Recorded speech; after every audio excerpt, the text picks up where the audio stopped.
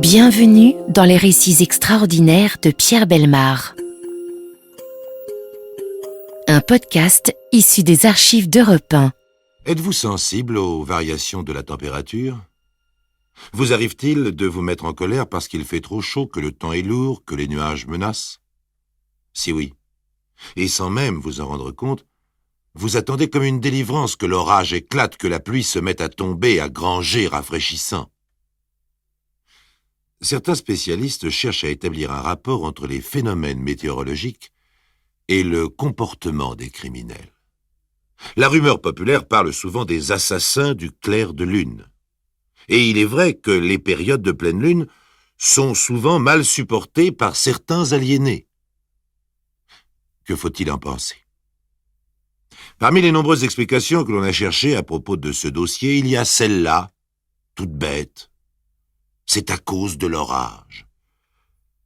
L'orage a éclaté trop tard. Quand vous aurez entendu la suite, vous comprendrez pourquoi cet orage était important. Extraordinairement important.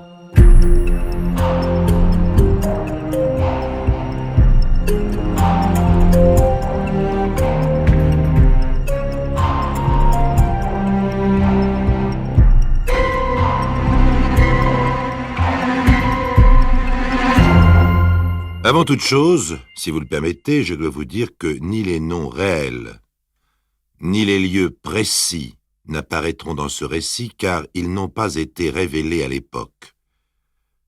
Cela n'a d'ailleurs aucune importance dans l'examen des faits. Une seule chose compte, la date du 12 septembre 1871 et celle du 13 septembre. Nous sommes le 12 septembre au soir. C'est une ville du bord de mer.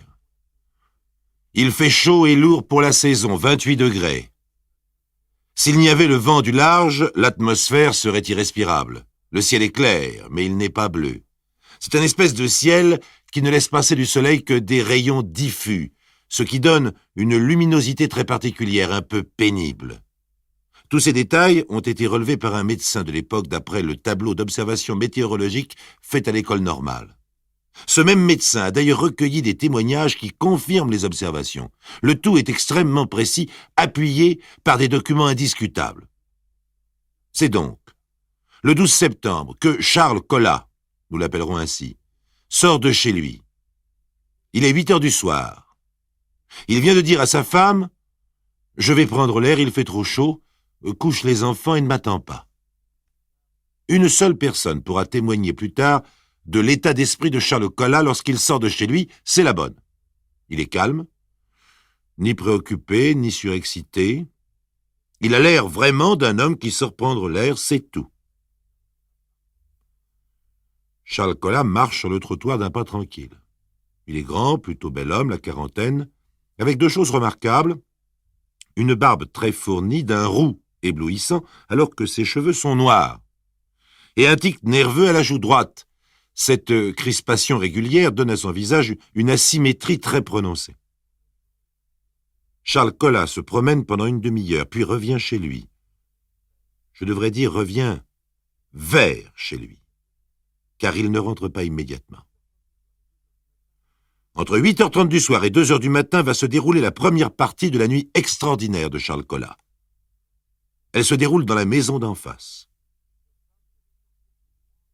Une jeune femme vient de sortir pour prendre de l'eau à la fontaine. C'est une jeune femme peureuse et seule. Son mari l'abandonne souvent pour suivre les déplacements de son régiment et elle a pris l'habitude de refermer soigneusement les portes, d'inspecter les placards et les dessous de lit avant de se coucher. C'est une jeune femme pieuse aussi.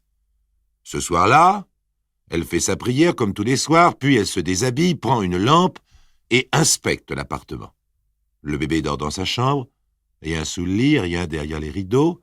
Il ne reste que le placard. D'une main, elle tire la porte. L'attaque est si brutale que lorsqu'elle réalise ce qui se passe, il est trop tard pour réagir. On lui arrache la lampe des mains. Elle est renversée sur le lit où dort le bébé, une corde autour du cou. Un homme penché sur elle lui souffle dans l'oreille « Ne criez pas, ne criez surtout pas, ou vous êtes morte !» Les yeux écarquillés de terreur, Elle s'apprête à hurler, mais l'homme lui ferme la bouche d'une main et se met à parler très vite. « Je vous tue si vous criez. C'est moi, Charles Collat. Vous me connaissez. Je vous aime. Oh, j'aurais voulu vous connaître plus tôt. Ne criez pas, ne criez pas! Je veux seulement vous embrasser. » La pauvre femme se calme un peu et Charles Collat relâche la pression de sa main. « Vous n'allez pas crier. »« Non. C'est bien. Si vous aviez crié, je vous aurais tué. Et je me serais suicidé après. » Réveillé par le bruit, l'enfant se met à crier. Charles Collat pousse la mère vers lui, menaçant « Faites-le taire !» Faire taire un enfant de 2 ans, quand on a une corde autour du cou, un fou en face de soi, et qu'on est soi-même terrorisé, c'est totalement impossible. Et la jeune femme s'affole complètement. « Éteignez la lumière, ça le calmera. » Dans le noir, la peur est encore plus intense. La mère pleure, l'enfant s'accroche à elle. Les minutes défilent à une vitesse incontrôlable. Charles Collat ne dit plus rien. Au bout d'un temps impossible déterminé, le silence revient. La femme et l'enfant ne pleurent plus, la mère prie à voix basse. De temps en temps, Charles Collat marmonne des menaces, puis se tait à nouveau. À plusieurs reprises, la jeune femme le supplie de partir, mais il refuse. « Je ne partirai qu'à minuit. Je ne veux pas me compromettre, et vous non plus. » Sa présence, cette attaque brutale, son attitude elle-même sont incompréhensibles. Il n'a tenté qu'une seule fois d'embrasser la victime. Pas un geste obscène, pas une proposition. Il est entré comme un agresseur, il reste comme un visiteur. À 9h30, pourtant, il se décide à partir. Là encore, il se conduit d'une manière tout à fait insolite. Il embrasse l'enfant sur le front, serre la main de la jeune femme et lui demande d'éclairer l'escalier pour qu'il puisse descendre. Sur le palier, il s'excuse à 3 reprises. « Non, je vous demande pardon, c'était une toquade. Je voulais vous voir, c'est tout. Mais je suis un homme convenable. Oh, je vois bien à qui j'ai affaire. Je renonce. » Il fait un pas, puis revient en arrière. « Pardonnez-moi. Je vous aime. » À nouveau, il tourne le dos, descend quelques marches et se retourne. « Je vous aime. Je ne voulais vous faire aucun mal. » Cette fois-ci, il s'en va vraiment. La porte se referme brutalement derrière lui sans qu'il tente quoi que ce soit d'autre. Et tandis que la jeune femme s'effondre sur son lit, secouée par une crise nerveuse, il traverse la rue et rentre chez lui.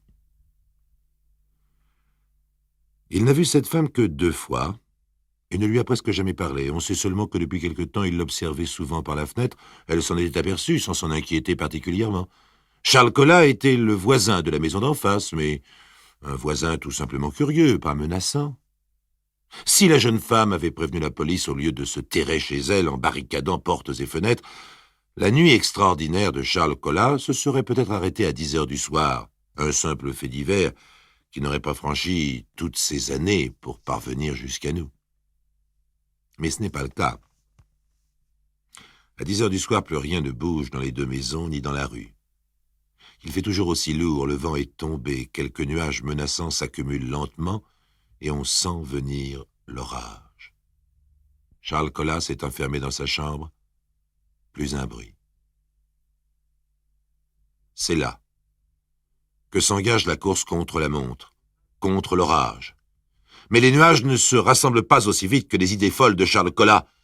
Son orage, à lui, éclatera bien avant l'autre, à 2h du matin, très exactement.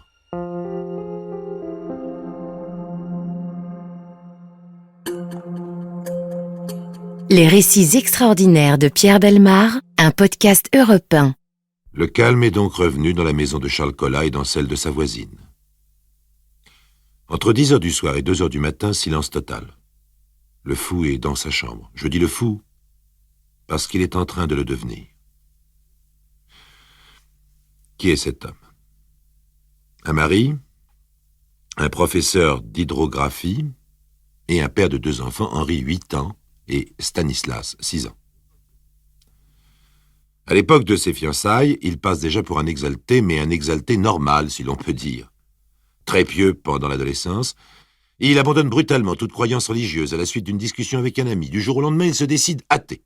Il est jaloux, plus jaloux que la plupart des fiancés, et reste jaloux une fois marié, mais cela ne l'empêche pas de prendre une maîtresse. La maîtresse aussi est en quelque sorte une maîtresse normale pour lui, normale en ce sens qu'elle est officiellement jeune fille et sévèrement gardée par une mère intransigeante. Charles aime les choses établies, réglementées, officielles. Par exemple, il lutte pour instaurer une sorte de statut du professeur d'hydrographie dont la nécessité n'est pas évidente et entre en lutte contre le ministre de la Marine. Il l'accuse de déranger l'ordre établi en voulant moderniser. D'autres choses, par contre, sont beaucoup plus graves. Charles Colas est un mécontent, il se croit persécuté et persécute les autres par réaction. Par exemple, en famille, que ce soit avec sa femme ou ses 2 fils, ses réactions sont souvent imprévisibles, tantôt débordantes d'affection, tantôt haineuses. En l'espace de quelques minutes, et pour le même motif, il est capable d'embrasser ou de battre. En règle générale, c'est un coléreux, il crie beaucoup, souvent, son entourage le subit, et les voisins le supportent. Dans un domaine plus intime, certaines confidences de sa femme le font passer pour un pervers. Il l'est certainement car sur ce plan-là, les confidences de sa maîtresse sont exactement les mêmes. Mais avant le 12 septembre, il n'est pas fou. Il fait peur parfois, mais sans que pour cela on appelle les gendarmes. Alors, l'orage ? L'orage qui ne se décide pas à éclater, qui fait peser sur la ville et sur ses habitants une moiteur, une tension désagréable ? Charles Colas supporte-t-il moins que les autres cette tension ? Il est 2 heures du matin. Dans sa petite chambre sous les toits, la bonne ne dort pas, le temps est trop lourd. Dans le silence, elle entend la porte de monsieur s'ouvrir et se refermer. Des pas étouffés descendent l'escalier. Monsieur est en pantoufles. Oh, cela n'a rien d'extraordinaire, peut-être a-t-il simplement soif. Il marche doucement pour ne pas réveiller les enfants. La bonne écoute un moment, machinalement, puis tombe dans un demi-sommeil. Les heures s'égrènent à nouveau. Rien ne la tire de sa léthargie. 4 heures. Elle sursaute. Quelqu'un a crié, dehors peut-être, ou dans la chambre de madame. Elle tend l'oreille. Un vague murmure et des bruits d'eau la rassurent. Elle se dit que Charles Colas a réveillé sa femme, qui se sont disputés, puis réconciliés. Oh, cela arrive souvent, d'ailleurs. C'est à nouveau le silence. Mais, à nouveau, des pas dans l'escalier, quelqu'un monte en pantoufles. Le 1er étage, le 2e. Sa chambre est au 3e. Les pas montent toujours, lentement, précautionneusement, régulièrement. Inquiète, la bonne se redresse sur son oreiller, fixe la porte de la chambre. Il y a quelqu'un derrière. La poignée tourne tout doucement, doucement. La porte pivote sans bruit. Et la silhouette de Charles Colas se dessine dans la pénombre. Avant que la bonne ait eu le temps de parler, il est près d'elle. Il a bondi comme un chat, sans un bruit, sans un mot, il se penche. Les yeux grands ouverts de stupéfaction, la bonne le regarde. Il a l'air hagard et cache quelque chose derrière son dos. Elle ne voit pas quoi. En la frôlant presque, il murmure « Vous dormez ?»« Non, non, monsieur, non. »« Alors il faut dormir, n'est-ce pas ? Il faut dormir. Dormez bien. »« Oui, oui, monsieur, oui. » Charles Colas se redresse, la contemple une seconde, puis se dirige vers la porte. Toujours silencieux, il retire la clé qui était à l'intérieur, sort et referme derrière lui. La bonne entend le tour de clé, puis les pas qui redescendent les étages jusqu'au 2e. Elle reconnaît le grincement de la porte du cabinet de travail. Charles Colas donne un tour de clé, c'est fini. Plus de bruit. Pendant 1 heure, réfugiée sur l'appui de la fenêtre, la malheureuse guette tous les craquements, persuadée que son maître va revenir pour la tuer. Elle est sûre qu'il s'est passé quelque chose de grave, mais elle n'ose pas bouger. À 5h30, elle risque un œil par le trou de la serrure et aperçoit une corde attachée à la rampe de l'escalier, rien d'autre. Réfugiée à nouveau sur le bord de la fenêtre, elle examine la rue avec angoisse, attendant que quelqu'un passe. Mais il est encore trop tôt, et c'est à 6 heures du matin seulement qu'elle arrive à attirer l'attention d'un ouvrier qui passe. « Ouvrez la porte d'entrée, je vous en supplie, il s'est passé quelque chose et je suis enfermé dans ma chambre !» L'homme ramasse la clé de la porte d'entrée qu'elle lui lance, et il entre dans la maison prudemment. Au rez-de-chaussée, rien. Au premier étage, rien. Au deuxième, le corps de Charles Colas pendu, tout habillé. La corde est accrochée à la rampe du 3e étage. L'homme monte en courant, guidé par les cris de la bonne. Il la délivre. Tous deux redescendent au 2e étage et enfoncent une porte fermée à double tour, celle de la chambre de Madame Colas. Morte. La gorge tranchée. Sur le parquet, les 2 enfants. Morts. Eux aussi. Les décrire serait inutile, c'est l'œuvre d'un fou sanguinaire. Dans le cabinet de travail de Charles Colas, une bougie achève de se consumer. On y voit la marque d'une main entraînée rouge. Sur une marche devant la cheminée, un petit couteau rouge, lui aussi. Toute la journée du 13 septembre, le tonnerre a grondé et les éclairs se sont succédé. La chaleur insupportable s'est maintenue jusqu'au soir. Enfin, vers 8 heures du soir, après une série de coups de tonnerre impressionnants, les nuages noirs ont enfin crevé d'un seul coup, libérant une averse bienfaisante toute la nuit. Jusqu'au matin, la pluie a crépité sur la mer, nettoyé les trottoirs poussiéreux, envahi les caniveaux, lavé les arbres et les maisons. Charles Colas n'en aura pas profité. Une chose est certaine, c'est qu'entre le triple assassinat et son propre suicide, il a pris le temps d'écrire 4 lettres, de sortir de chez lui et de les poster. Elles sont arrivées à leur destinataire le lendemain même, à 4 heures de l'après-midi. La première, au directeur d'un grand journal parisien. « Monsieur le directeur, je viens de tuer ma femme et mes enfants, et je me suiciderai tout à l'heure. Faites savoir dans votre journal que le métier de professeur d'hydrographie est un bagne. Nos élèves sont beaucoup trop âgés et ingouvernables. Ajoutez qu'on devrait toujours laisser aux fonctionnaires l'avancement auquel ils ont droit. Il faudrait respecter les droits acquis, ce qui n'a pas été fait pour notre corporation. » La seconde lettre était destinée à ses élèves. « Je suis dégoûté du métier de professeur.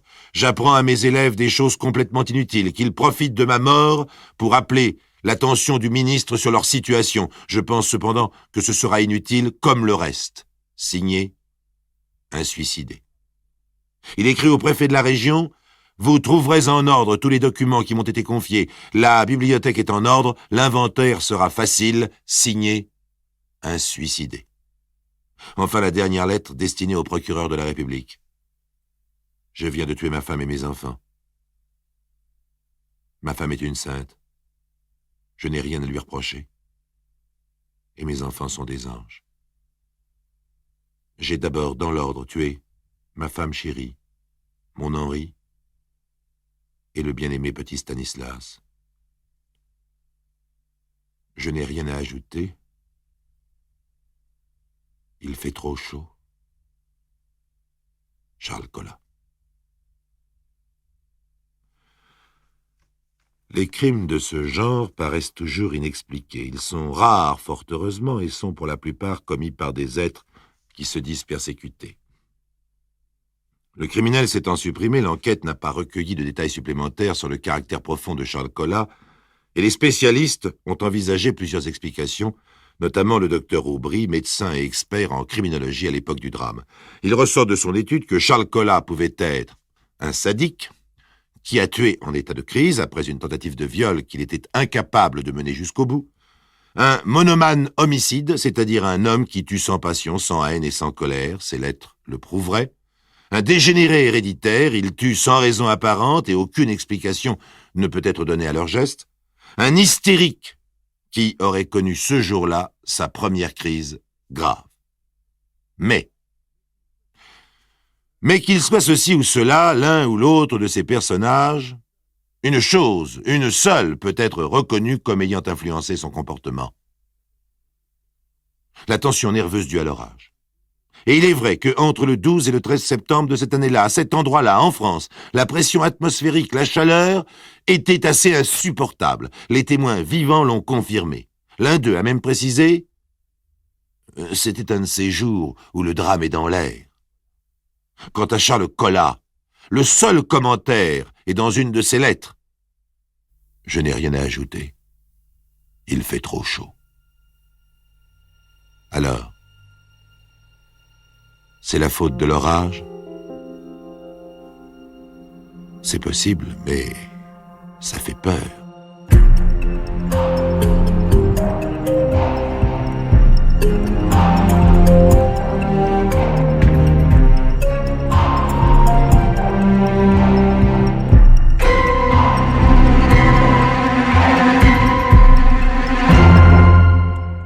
Vous venez d'écouter Les récits extraordinaires de Pierre Bellemare, un podcast issu des archives d'Europe 1. Réalisation et composition musicale, Julien Tarot. Production, Estelle Lafont. Patrimoine sonore, Sylvaine Denis, Laetitia Casanova, Antoine Reclus. Remerciements à Roselyne Bellemare. Les récits extraordinaires sont disponibles sur le site et l'appli Europe 1.